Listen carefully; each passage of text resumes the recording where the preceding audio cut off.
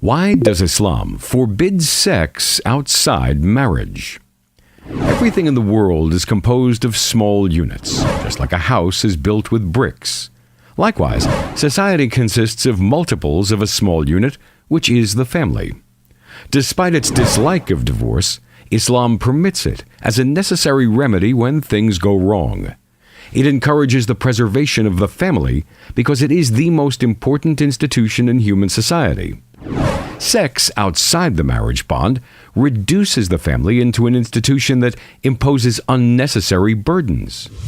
Why should a man fork out money and take on responsibilities when he can have his pleasure in casual relations that are easily terminated, just like one uses and discards a used disposable napkin?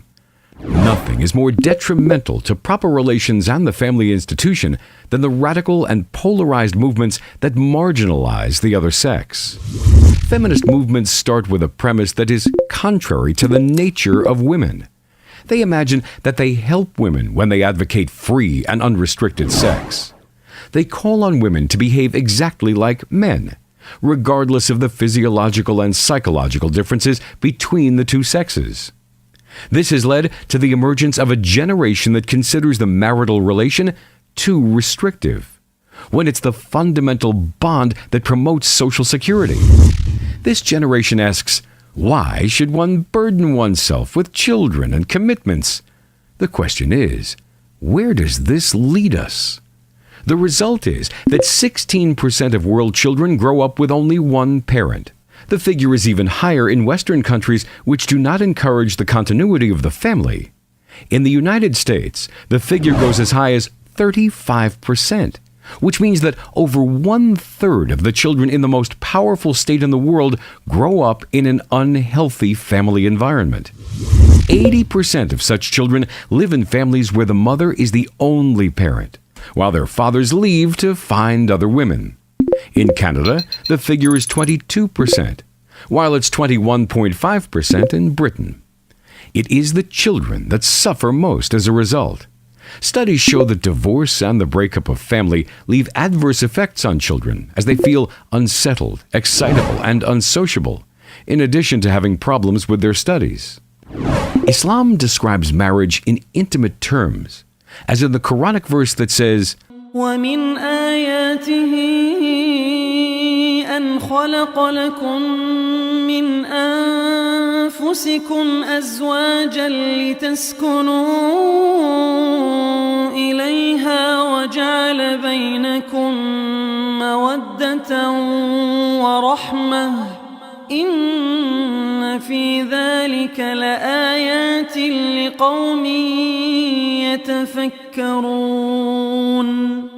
Islam rejects the culture of free and unrestricted sex, which reduces the intimate relationship between husband and wife to something akin to a takeaway meal.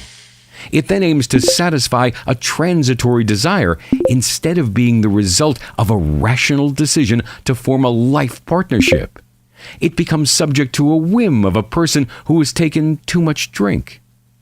Court cases of rape show hard debate between those who consider sex under the influence of alcohol by one party as rape of the other, and those who consider it a conscientious act, saying that everyone is responsible for their deeds, whether they are drunk or sober. The debate continues even when neither party is drunk. Fierce contention continues in rape cases. The evidence that courts have to consider in these cases is not different from a situation in which the two parties are in consent.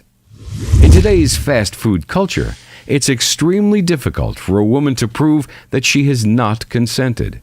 Hence, the overwhelming majority of rapists escape punishment. According to statistics, the figure is 80 to 90%.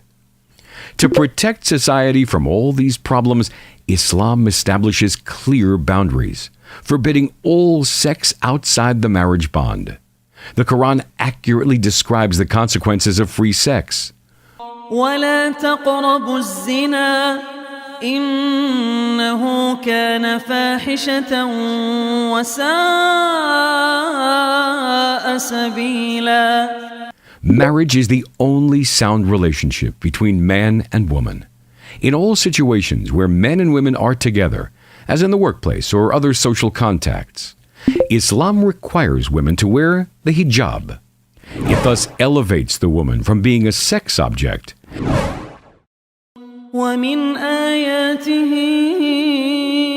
أن خلق لكم من أنفسكم أزواجا لتسكنوا إليها وجعل بينكم مودة ورحمة